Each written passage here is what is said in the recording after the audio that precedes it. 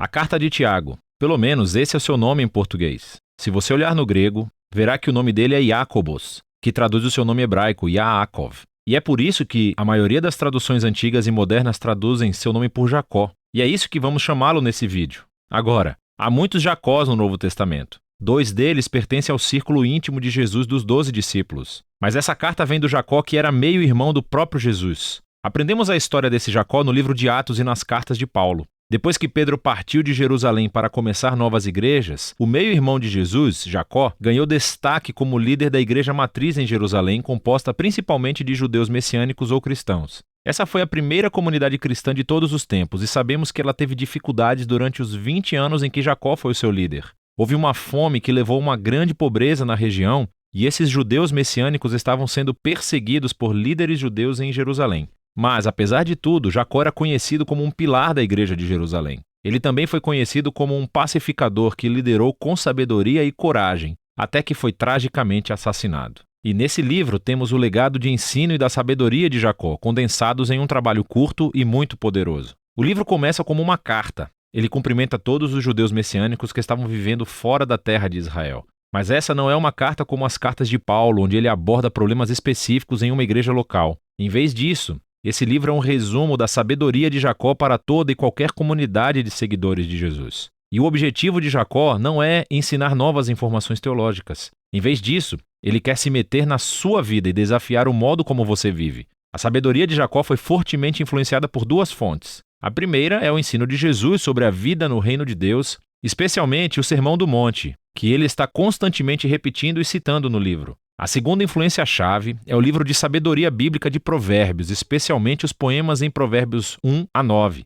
Jacó cresceu literalmente com Jesus e com o livro de Provérbios. E agora o seu próprio ensino soa como eles e é marcado por sua linguagem e imagens. O livro consiste em discursos curtos e desafiadores, cheios de metáforas e frases fáceis de memorizar. Em essência, Jacó está clamando para que a comunidade messiânica se torne verdadeiramente sábia, vivendo de acordo com o resumo da Torá de Jesus, para amar a Deus e ao próximo como a si mesmo. O corpo do livro está nos capítulos 2 a 5, que consiste em 12 ensinamentos curtos que chamam o povo de Deus para a devoção sincera aos ensinos de Jesus. E todos juntos, eles não desenvolvem uma ideia principal de maneira linear. Cada tipo de ensino é separado e é concluído com uma frase cativante. Mas todos esses ensinos estão conectados através de palavras e temas repetidos que são muito legais. Na abertura do corpo do livro há 2 ensinos. Primeiro, sobre favoritismo e amor. Jacó expõe como tendemos a mostrar favoritismo a pessoas que podem nos beneficiar e negligenciamos pessoas que não podem, geralmente porque são carentes.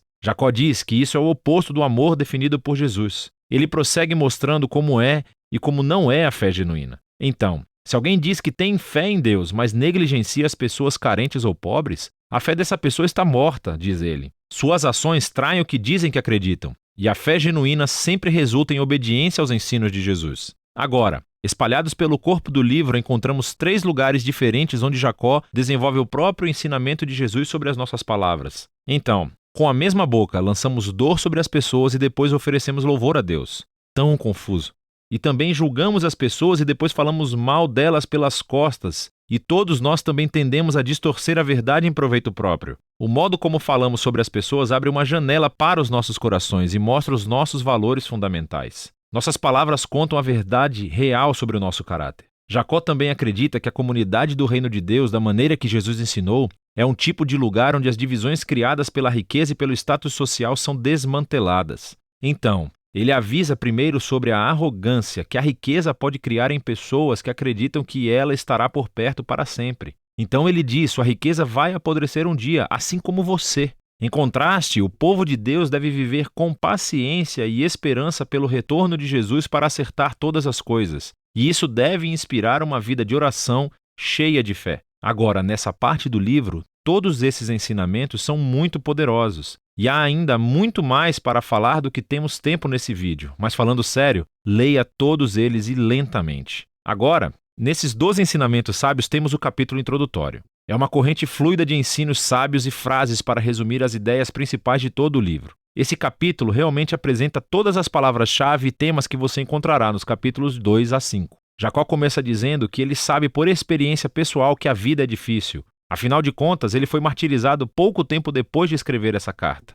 Mas ele acredita que as provações e as dificuldades da vida são, na verdade, presentes paradoxais, que podem produzir perseverança e moldar o nosso caráter. Deus pode fazer um trabalho incrível dentro de nós, em meio ao sofrimento, e nos ajuda a tornarmos perfeitos e completos. Agora, essa palavra perfeito é realmente importante para Jacó. Ele a repete 7 vezes no livro. No hebraico bíblico e no grego, esta palavra refere-se à integridade. Significa viver uma vida completamente íntegra, onde as suas ações são sempre consistentes com os valores e crenças que você recebeu de Jesus. Jacó sabe que a maioria de nós realmente vive como pessoas fraturadas, com grandes inconsistências no nosso caráter. Estamos todos mais comprometidos do que queremos admitir. No entanto, Deus está em uma missão para restaurar pessoas fraturadas, para torná-las íntegras, e isso começa com sabedoria, a capacidade de ver minhas dificuldades através de uma nova perspectiva. Deus, generosamente, dará esse tipo de sabedoria às pessoas que pedem com fé,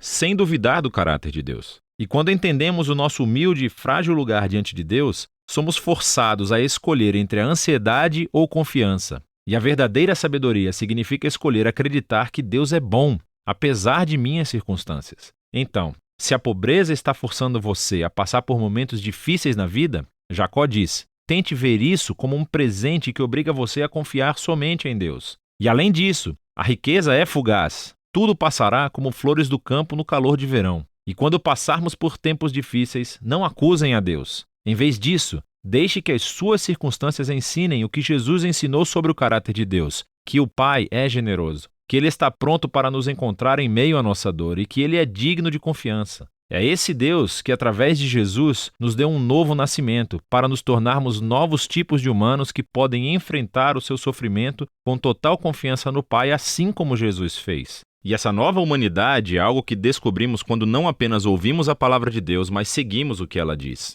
Jacó chama a palavra de Deus aqui de a perfeita Torá da liberdade. Ele está se referindo ao maior mandamento da Torá que nos foi transmitido através de Jesus, que ele nos libertou para amar a Deus e amar o próximo. E Jacó mostra praticamente como é esse tipo de amor. Significa falar com os outros de uma maneira gentil e amorosa. Significa servir os pobres e viver com devoção sincera somente a Deus. Agora, você pode ver como esse capítulo de abertura contém todas as palavras-chave e ideias exploradas mais profundamente nos 12 ensinos dos capítulos de 2 a 5. Jacó se aprofundou na sabedoria de Jesus e dos provérbios, e ele nos deu um grande presente nesse livro da sua própria sabedoria. Esse livro é como um soco na barriga bem trabalhado para aqueles que querem seguir a Jesus. E é disso que se trata o livro de Tiago, ou Jacó.